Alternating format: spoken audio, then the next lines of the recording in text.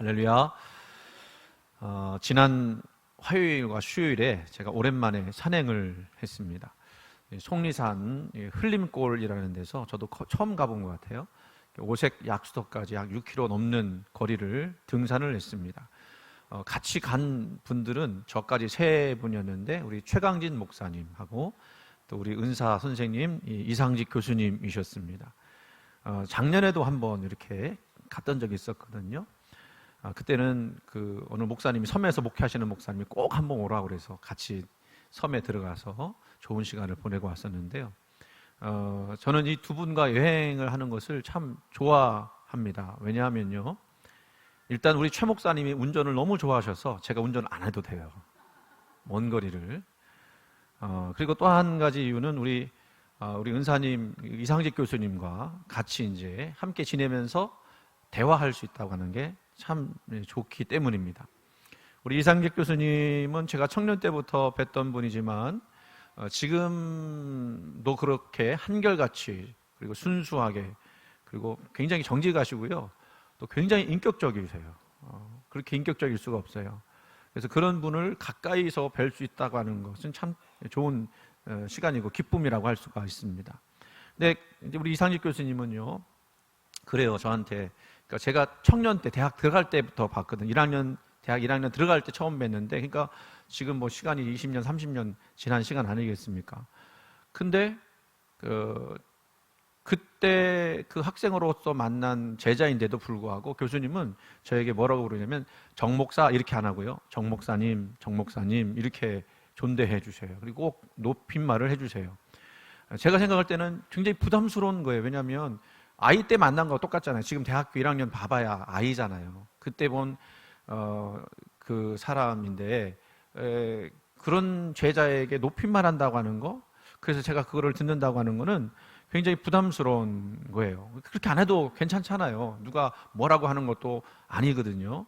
그런데 꼭 그렇게 저를 이렇게 대우해 주십니다. 그게 제가 볼 때는 우리 목사님, 교수님의 겸손한 때문인 줄로 알기 때문에 그렇게 겸손하시거든요. 진짜로. 저한테 뭐 잘 보이려고 그런 것도 아닐 거고요. 그래서 그렇게 대해 주시는 것에 대해서 감사하게 생각을 합니다.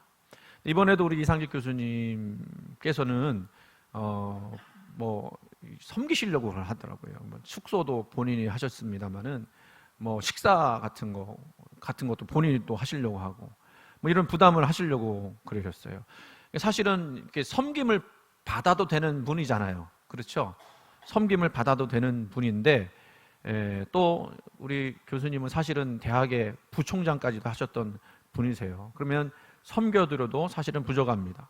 그런데도 제자들을 사랑하셔서 뭔가를 자꾸 나누고 싶어 하고요. 주려고 하시고요. 또 그거를 굉장히 또 기뻐하세요. 그런데 제가 이렇게 가만히 생각해 보니까 어떻게 이렇게 섬기고 또 사랑하는 것을 기쁘게 여길 수 있을까? 한번 생각해 보세요. 세상에 많은 사람들이요, 섬김을 받기보다는 섬기려고 하는 것보다는 섬김을 받기를 원하지 않습니까? 우리 교회는 그런 분이 없는 거로 압니다만은 교회에서조차도 높임 받고 싶어하는 분들이 있잖아요. 그리고 자기를 안 높여주면 기분 나빠하고. 그런데 어떻게 그렇게 자기를 철저하게 낮추고 겸손하게 할 수 있겠습니까? 저는 그게 세상의 원리와 세상의 논리로 되는 게 아니고요, 예수님의 십자가 사랑을 알았기 때문에, 예수님의 그 십자가의 사랑을 받았기 때문에, 그거를 깨닫고 그거를 알았기 때문에 그 한량없는 은혜, 끝없는 사랑, 그거를 나눠주고 있는 거라고 믿습니다. 그래서 여러분, 그렇게 보면 예수님의 그 십자가의 의미를 아는 사람이 진정으로 겸손해지고요, 진정으로 사랑하고요, 진정으로 섬기는 사람인 것을 알 수가 있습니다. 저는 이것을 오늘 우리 말씀에 우리 18절 첫 구절에 십자가의 도 그랬었잖아요. 그 십자가의 도에서 나온 것이라고 말씀드리고 싶어요. 여러분은 십자가의 도를 아십니까? 예.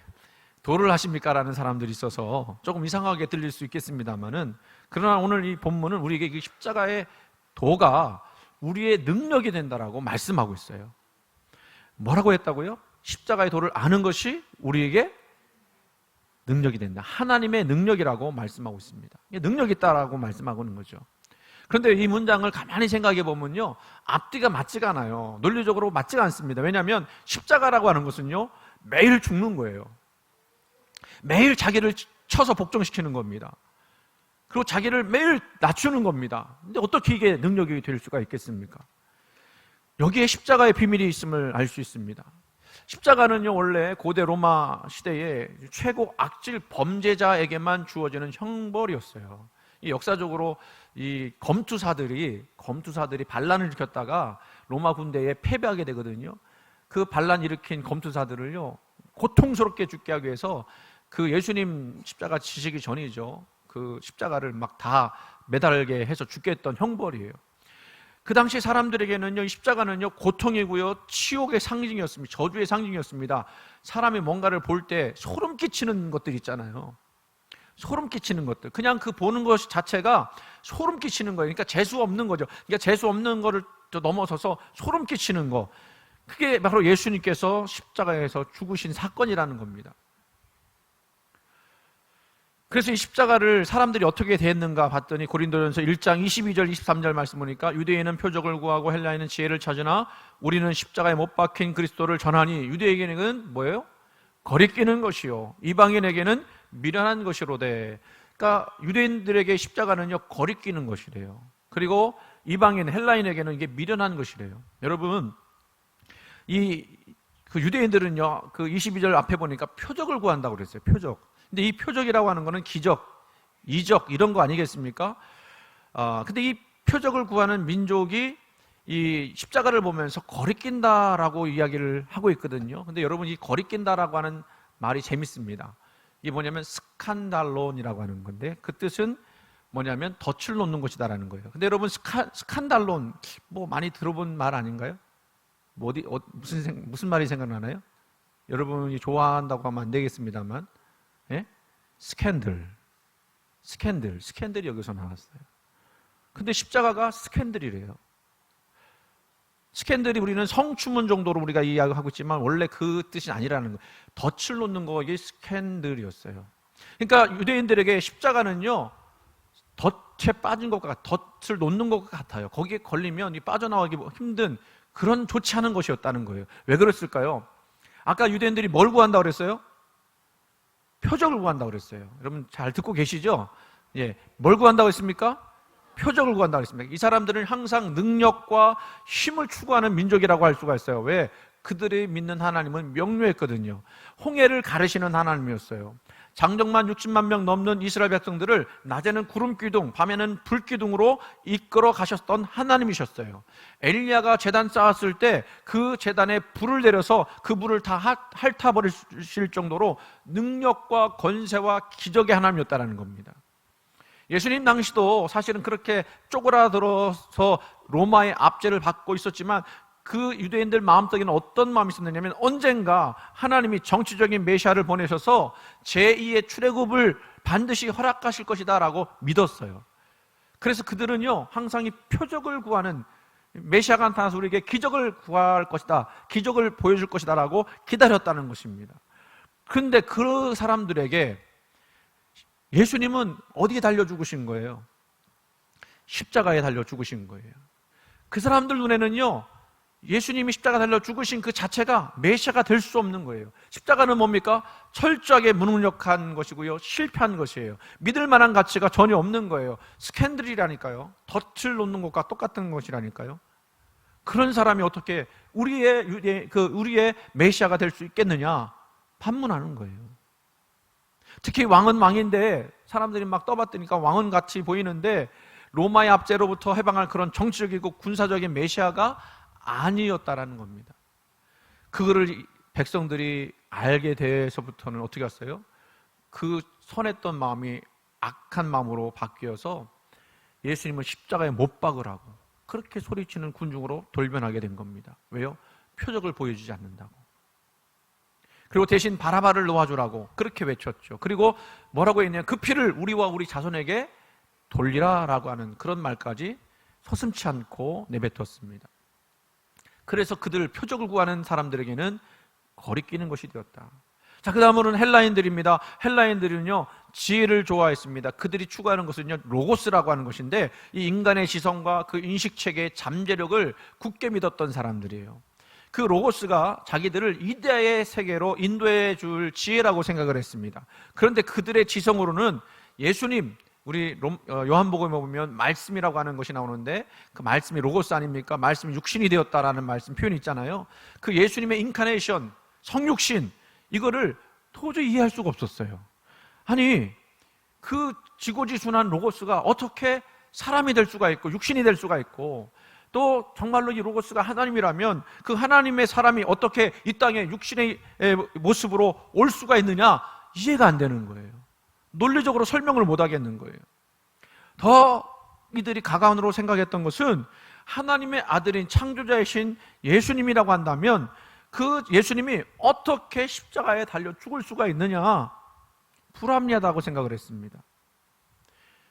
그러니까 그들은 예수님이 이 땅에 육체를 오신 것조차도 이해할 수도 없고, 더군다나 십자가에 매달려 죽으셨다는 것도 그들의 지혜로서는 받아들일 수가 없었다는 거예요. 그러니까 그거는 미련한 것이다 라고 이야기했다는 것입니다. 그러면 여러분, 오늘날 저와 여러분은 표적을 구하거나 또는 이 세상에 지혜를 구하지 않고 있을까?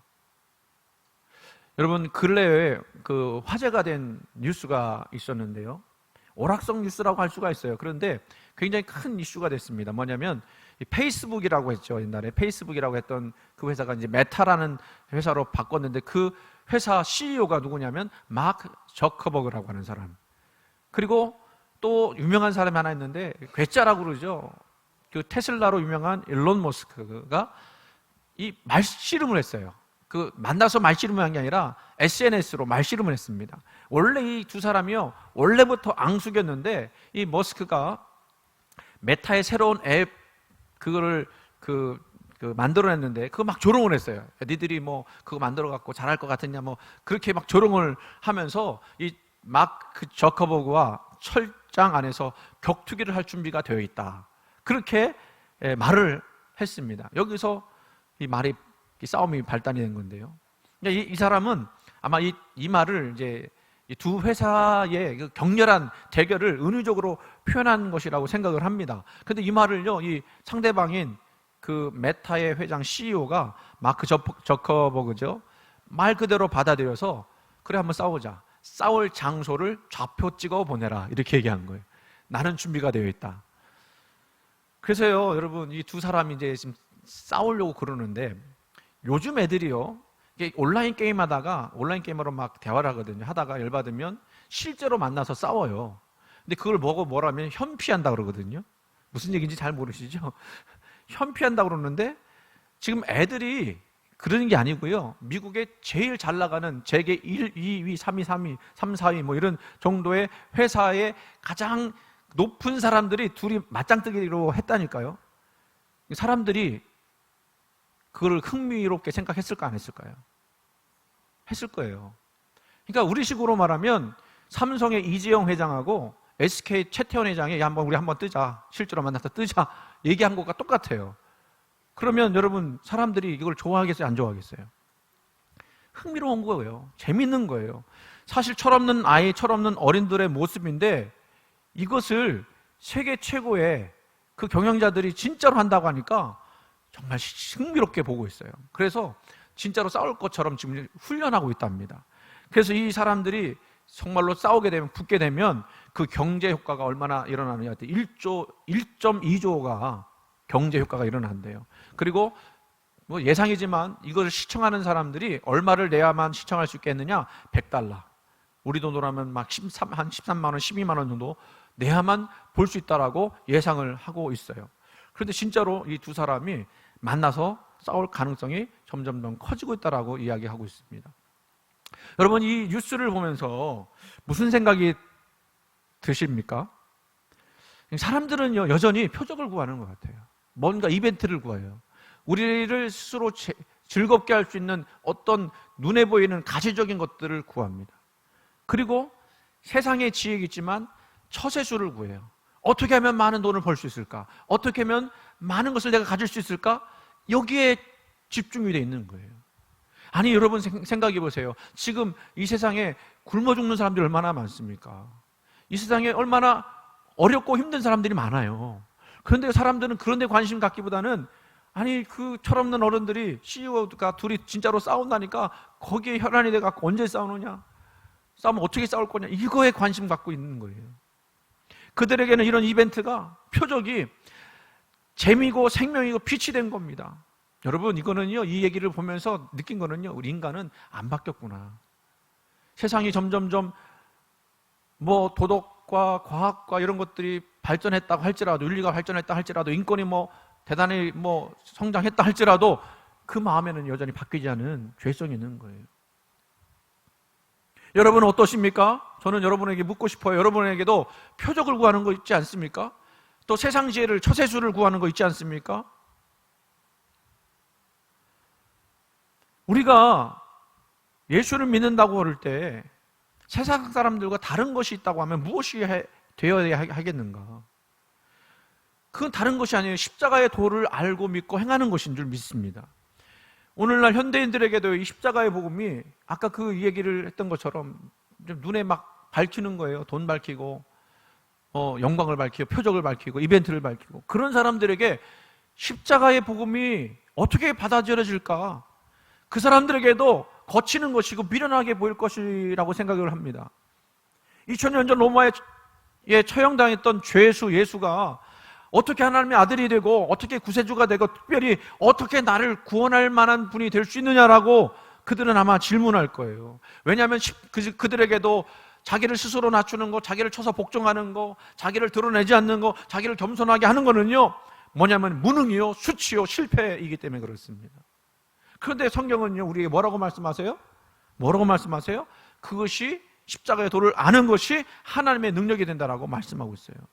심지어는요, 사도 바울은 뭐라고 그랬냐면요, 내가 이 복음을 부끄러워하지 아니한다라고 말씀하시면서 그 능력을, 하나님의 능력을 담대하게 선포하고 있어요. 그리고 사도 바울 스스로가 이 십자가의 도를 따라서 그도 십자가 지는 인생을 살았다는 것이죠.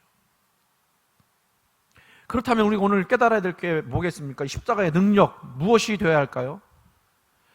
복음의 핵심은 십자가에 있죠. 물론 부활도 있습니다만 십자가 없이는 부활이 없으니까 십자가를 먼저 생각해 봤으면 좋겠습니다. 가장 처절한 패배요, 가장 무능력의 상징인 십자가, 거기서 죽은 예수 그리스도, 그 죄수를 우리가 어떻게 구원자로 인식하고 그 예수님 우리에게 어떻게 하나님의 능력이 될 수 있을까? 여러분, 우리 인류에게는요, 위대한 스승들이 많이 있었습니다. 그들도 역시 진리를 말했고요, 그들도 인생의 올바른 길을 가르쳐 주었어요. 예를 들면 석가모니, 불교의 진리를 여러분 가만히 생각해 들어보면, 저는 뭐 읽진 않았습니다만 다른 분들 이야기 들어보면요, 우리 성경을 더 이렇게 깊이 느낄 수 있는 그런 내용들이 있다는 거예요. 예를 들면 어머니의 사랑 같은 거, 그 어머니가 그 자식에게 준 그 젖이 어떻게 생성됐는가를 그 석가모니가 얘기했다는데 뭐 기가 막히더라고요. 근데 그 석가모니는 그 사람들에게 뭘 얘기했느냐면, 네 구원은 네가 알아서 이루라, 그렇게 얘기했다는 거예요. 공자에게도 사람들이 묻지 않습니까? 우리가 죽으면 어떻게 됩니까? 그랬더니 공자가 뭐라고 그랬어요? 야, 이 세상의 일도 다 알지 못하는데 내가 어떻게 저 세상의 일을 알냐? 가르쳐 주지 않았어요. 근데 예수님은 뭐라고 말씀하셨습니까? 내가 곧 길이요 진리요 생명이니 나를 본 자는 아버지 하나님을 본 것이다. 그리고 나는 생명의 떡이다. 나는 내 피는 참된 음료다. 이 떡을 먹고 이 음료를 마시는 자는 영원히 살리라 라고 담대하게 선언하셨습니다. 맞죠? 그 누구도 이런 얘기 한 사람이 없어요. 이런 구원을 우리 주님이 우리에게 베풀어 주셨습니다. 여러분, 왜 십자가가 우리의 능력이 되는 줄 아십니까? 왜 능력이 되는 줄 알았어요? 도저히 어떤 것으로, 세상의 그 어떤 것으로, 세상의 그 이벤트나 세상의 어떤 권세나 세상의 어떤 뭐 물질의 어떤 힘 가지고는 도저히 구원받을 수 없는 우리 인생을 우리 주님이 대신 십자가에 달려 죽으심으로써 그 죄를 다 가져가셨고, 나는 그것으로 용서함 받아 구원을 얻을 수 있었기 때문에 그래요. 사실 여러분요, 우리도 어느 정도 세상에 정말로 그 물들어서 세속화됐어요. 그래서 나도 모르게 세상 사람들이 구하는 이벤트, 세상 사람들이 구하는 영광, 세상 사람들이 구하는 세속적 능력을 우리도 구하는 줄 몰라요. 여러분, 큰 교회 가시잖아요. 큰 교회 가면 막 사람들이 막 복작복작하고 뭐 찬양도 대단하고 막 그런 가운데 있어요. 그런데 사람들이 큰 교회 좋아해요. 왜 좋아하는지 아십니까? 거기 이벤트가 있거든요. 그러면 자기도 거기에 큰 교회가 내 교회니까 자기도 큰 사람 된 줄 알고 착각을 해요.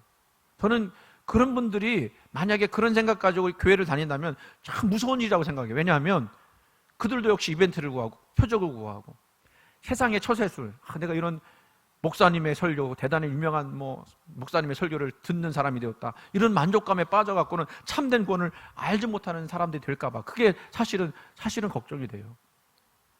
우리 교회나 걱정해야 되겠지만, 여러분, 그거 생각해 볼 때 우리는 우리 스스로 변화시킬 수 있는 능력이 있을까요?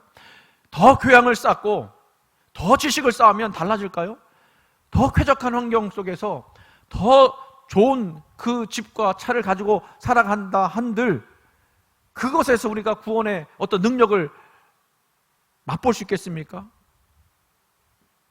오히려 시대가 발달하면 발달할수록 사람들은 더 기괴하게 됐어요. 여러분, 우리 지난주 사건 봤습니다만 그 젊은 청년이 지나가는 사람 그 칼 품고 있다가 그냥 알지도 못하는 사람 막 어떻게 이렇게 막 살해할 수 있을까? 미쳐가는 거예요. 사실은 세상이 미쳐가는 거예요. 더 고약해졌습니다. 더 교양 있는 것 같지만, 겉으로는 교양 있는 것 같지만 그 속에는 더러운 죄악들이 얼마나 꿈틀거리고 있는지 알 수가 없어요. 무슨 능력이 있습니까, 우리에게? 무슨 소망이 우리에게 있습니까? 그런 우리인데요. 그런데 성경은요, 이렇게 말씀하시는 거예요. 십자가가 우리 모습 그대로를 받아주신다는 거예요. 용서하신다는 거예요. 사랑해 주신다는 거예요. 세상에 가도 나를 그렇게 받아주시고 나를 정말로 그 깊은 곳까지 아시면서도 인정해 주시는 분이 누가 계십니까? 우리 하나님밖에 없거든요. 그분이 나를 받아주시고 감싸주시는 거예요. 말씀드린 대로 천지를 이루신 그 하나님이 홍해를 가르시고 최강 애국 군대를 수장시킨 하나님이시지만 더불어서 어떤 하나님이시냐면요, 나 같은 죄인 한 사람 구원하시기 위해서 십자가에 달려 모욕과 아픔과 고통을 그대로 받아들이면서 나를 구원해 주신 거, 우리가 그걸 꼭 잊지 않고 기억해야 할 줄로 믿습니다. 그러니 어떻게 십자가가 우리에게 능력이, 하나님의 능력이 아닐 수가 있겠습니까? 그 십자가가 능력이에요. 그 십자가 때문에 우리가 힘을 얻습니다. 그 십자가 때문에요, 어떤 형편과 그 상황 속에서도 하나님이 끊을 수 없는 그 하나님의 사랑을 경험하게 되는 거예요. 여러분, 우리가 신앙생활하는 거 그게 큰 것 생각하지 마시고요, 이렇게 생각하시면 돼요. 우리가 생활하면서 여전히 어렵고 힘든 일들을 우리가 감당하잖아요. 그 감당하면서 십자가를 묵상하는 거예요. 그 십자가 속에서 우리 주님이 나를 위해서 십자가 달려 죽으시면 이런 고통당했는데, 우리 십자가 묵상하면서 나도 비록 힘들고 어렵지만 우리 주님의 사랑으로 내가 이것을 감당하고 나가겠다 고백하면서 나가는 게 바로 우리 하나님의 능력이 되는 줄 믿으시기 바랍니다. 그런데 구체적으로 이 능력이 뭔지를 좀 생각해 봤으면 좋겠어요. 저는요, 여러분들이 능력 있는 거 좋아하잖아요. 능력주의 팽배했지 않습니까? 그 능력이 뭔가를 생각해 보는 거예요. 이 능력이라고 하는 헬라는요, 여러분 잘 아는 말이에요. 두나미스라고 하기도 하고 디나미스라고 하기도 하는데, 좀 발음을 정확하게 디나미스라고 이야기할 수가 있어요. 디나미스가 뭐죠? 다이나마이트, 이게 두나미스에서 나온 말이에요. 다이나믹 뭐죠? 굉장히 활동적인 거예요. 다이나마이트, 굉장히 폭발력 있는 거예요. 이 말들이 여기서 두나미스에서 나온 말이거든요. 그러니까 이 두나미스라고 하는 말은요, 신체적, 영적, 지적 능력을 굉장하게 크게 하는 것입니다. 그래서 이 디나미스가 헬라에서 나왔으니까 헬라 사람들은 이 능력이라는 말을 어떻게 생각했느냐면요, 우주의 원리로서의 생명력을 이야기했어요. 그러니까 이 우주가 돌아가는 그 힘이, 그 생명이 바로 이 두나미스라고 생각을 했습니다. 그런데 성경을 쓴 우리 성경의 기자들은 이 두나미스를 가져다가 어떻게 이해했느냐면, 그리스도에게서, 즉 창조주 하나님에게서만 나올 수 있는 어떤 생명력이라고 생각을 했어요. 그래서 이것을 우리가 누릴 때는요, 누구하고 밀접한 관련을 맺고 나가야 되냐면, 우리 하나님, 천지를 지으신 우리 하나님과 밀접한 관련을 맺을 때 주어지는 우주적 생명력, 초월적 힘이라고 그렇게 이해를 했다라는 거예요. 그러니까 여러분, 우리가 진정한 힘을 얻기 위해서는요, 뭐 좋은 거 많이 먹는다고 해서 힘을 얻는 게 아니고 그리스도 예수 안에 있는 그 십자가의 은혜와 사랑을 우리가 힘입을 때 그때 우리 안에서 세상이 알 수 없는 생명력이 우리 안에 드러나게 된다는 거예요. 그러니까 능력은 뭡니까? 우리를 생동케 하는 생명력, 이렇게 생각하면 되는 겁니다. 다른 데서는 그것을 절대로 얻을 수가 없어요. 여러분, 세상에서 열심히 일했을 때 그 열심히 일한 것 때문에 생명력을 막 얻습니까? 열심히 일하면 일할수록 지치고 피곤할 뿐이에요. 그런데 그 지치고 피곤한 우리 영혼을 우리 주님께 의탁하고 주님의 그 사랑 안에 우리가 몸 담글 때 우리는 거기서 새로운 힘과 능력을 얻게 돼서 이 세상을 살아갈 힘을 또다시 얻게 되는 줄 믿으시기 바랍니다. 그래서 우리는 이벤트라고 하는 어떤 표정이나 어떤 처세술이라고 하는 인간의 지혜를 구하기보다는 우리를 위하여 또 하나님의 주님을 위하여 하나님의 영광을 위하여 십자가 지신 그분을 생각하고 그리고 우리도 십자가 길을 걸어갈 때 거기서부터 나오는 세상을 이기는 힘과 세상이 감당할 수 없는 능력을 우리가 경험하게 되는 줄 믿으시기 바랍니다. 여러분, 아무리 화려하고 아무리 매혹적인 것일지라도 우리 구원의 문제를 해결할 수 없는 것이라면 무슨 소용이 있겠습니까? 내가 대통령이 되었다 할지라도 그 대통령의 직책이 나를 구원하는 것이 아니라면 내가 대통령 된다 한들 그게 무슨 소용이 있겠습니까? 아무리 말은 번지르는데 그 속에 구원하는 능력이 없다면 무슨 소용이 있겠습니까? 그런데 복음에는 능력이 있다고 그랬어요. 고린도전서 4장 20절 말씀 같이 한번 읽어보겠습니다. 하나님의 나라는 말에 있지 아니하고 오직 능력에 있습니다. 아멘. 물론 설교도 말이죠. 하나님 말씀도 말로 되어 있습니다. 그런데 이 말이 그냥 말이 아니고요, 능력의 말이라는 거예요. 그것을 듣는 사람들이 그 말 때문에 변화되고 새로워지고 구원 얻는 역사들이 일어난다는 것입니다. 좀 시간이 많이 지났습니다만 오늘 김밥데이니까 금방 먹을 거 아니, 그죠? 제가 예화를 하나를 하고 예화를 말씀드리고 말씀 마치도록 할게요. 제목은 그거예요. 17년 동안 불교 태선이라고 하는 이름으로 스님 생활을 하던 분이 성경 6번, 신약성경 6번을 읽고 개종해서 목사가 되었다는 얘기예요. 그 개종해서 된 목사님 이름은 김진규 목사님인데 제가 이분 그 간증을 들으면서 너무너무 그 가슴이 뛰었어요. 이분은요 3대가 불교 가정이래요. 우리는 3대 예수 믿으면 그냥 그 3대는 기도 안 해도 뭐 복을 받는다 이런 얘기 하잖아요. 3대 불교 가정이에요. 17년 중으로 있었어요. 그 할아버지는요 그 백암사라는 데 있다고 그래요. 백암사. 그 백암사 절들이 많이 있는지 모르겠습니다. 백암사를 지은 분이 할아버지고 아버지는 경상도 1월사 74년을 주지로 있었대요. 그래서 그 아버지 따라서 초등학교 때부터 승복을 입고 학교도 다니고 했다는 거예요. 이게 중생제도, 그 불교가 말하는 중생제도에 몸바친 사람인데, 여러분, 근데 제가 이 얘기를 듣고 깜짝 놀란 게 있어요. 뭐냐면 그 중이 되기 위해서는요 3년 동안 고행을 해야 하는데요 아무도 만나지 못한대요. 수양하는 거예요. 3년 동안. 여러분 3년 동안 예수님 만나기 위해서 기도하라고 할 수 있겠어요? 못하죠. 근데 이 사람은요 중 되겠다고 3년 동안 아무도 못 만나고 신문도 못 보고 TV도 못 보고 아무것도 하지 않고 그냥 수양만 하는 게 3년이래요. 대단한 거죠. 여러분, 이렇게 불교 우리가 무시할 수가 없어요. 그런 부분 보면 108번 내 다 끊어야 된다는 겁니다. 그런데요 이분이 개신교로 개종한 이유가 있어요. 이게 참 중요한 거예요. 좀 설명을 드릴게요. 한 가지 이유가 뭐냐면 다배식 때문이에요. 다배식 뭔지 아시죠? 중들은요 어떻게 죽든지 나중에 불에 타서 죽는데요. 다배식 한다고 그러죠. 근데 그 자기의 은사 스님이 있었는데 연세가 많아서 중풍에 걸렸대요. 근데 자식이 그 중들은 없으니까 그 제자들이 중풍 걸린 그 은사 스님의 똥 오줌을 치워줘야 했다는 거예요. 그걸 순번 돌아가면서 하는데 어느 날 하루는 친구 스님이, 그 태선 스님의 친구죠, 김진규 목사님 친구가 젊을 때였으니까 아침에 그 스님을 다 닦아드리고 똥 오줌 담긴 통을 가지고 나오다가 그만 그 문지방에 걸려갖고는 엎어뜨렸다는 거예요. 깨졌다는 거예요. 그래서 거기가 온통 똥 오줌으로 막 됐다는 거예요. 화가 났을까 안 났을까요? 났을 거예요. 그러니까 이 친구 스님 화가 나니까 빨리 되자라, 오래 살아, 원수 되지 말고, 이 얘기를 한 거예요. 그 중풍병에 걸린 사람 말 잘 못하지만 들었을까 안 들었을까요? 그 다음부터요, 식사를 가져다 드리는데 안 먹는 거예요. 욕하면서 주는 밥 나 먹고 싶지 않다. 나 그냥 굶어서 죽겠다. 그거는 안 먹는 거예요.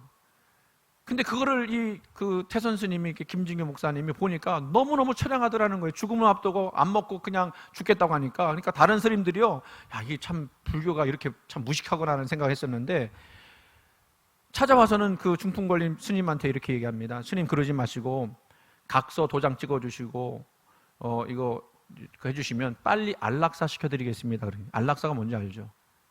안락사 시켜드리겠습니다 그랬어요.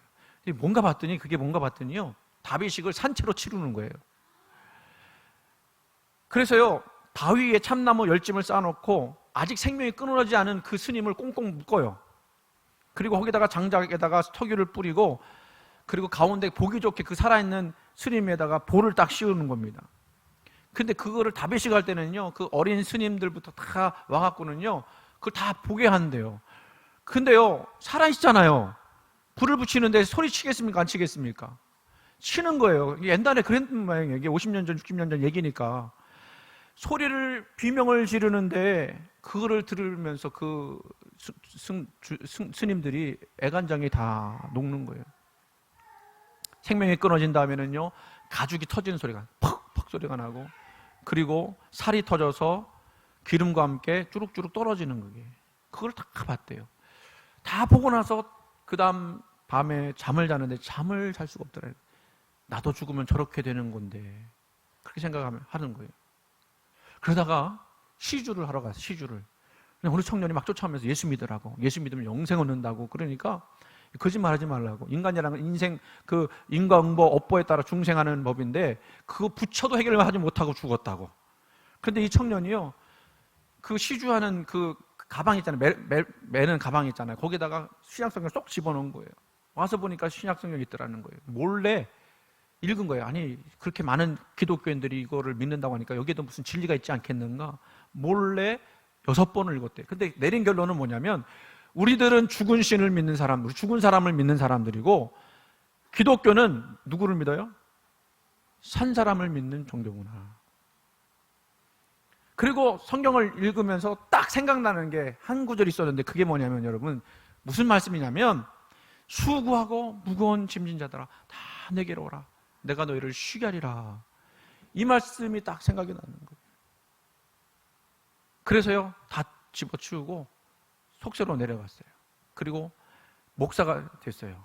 그리고 아버지를 전도를 하는데, 아버지한테 가서 40일을 저녁마다 그 효도가를 불러, 자기가 아버지를 생각하면서 애절하게 썼던 그 노래, 그 글들을 노래로 만들어서 40일 저녁을 계속 노래 불렀더래요. 그래서 그 아버지가 개종했어요. 절은 학교 만들었다가 나중에 뭐 무상교육 되니까 교회를 만들고, 동생은 목사가 되고, 그 형님은 선교사가 됐다고 하던가요. 그리고 누나들은 부산에서 보살이었다가 권사들이 되고, 그래서 같이 만나면 예배를 드리는 거예요. 그리고 이 목사님은 중생선교회 만들어 갖고는요, 스님이었던 분들을 92명 전도했대요.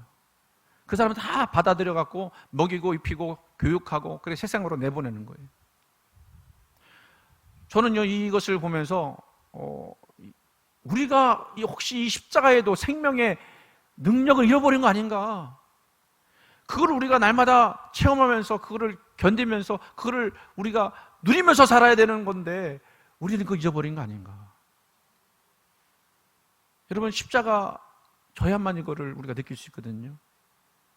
그래야 십자가의 생명이 뭔지를 알게 되는 거거든요. 말씀을 마칠게요. 여러분에게 십자가의 도가 있습니까? 그 도를 아십니까? 그 십자가의 도가 여러분을 생명으로 이끌고 있습니까? 세상의 이벤트, 세상의 처세술 쫓아다니면 어떻게 내 영광을 드러낼까? 이거 혹시 생각하고만 있진 않습니까? 진정한 생명과 능력은 우리 주님이 우리를 위해서 지신 십자가에 있다라는 사실을 여러분 믿으시기 바랍니다. 그 십자가를 우리가 따를 때 우리 또한 그 생명과 능력 다 경험하게 될 줄로 믿습니다.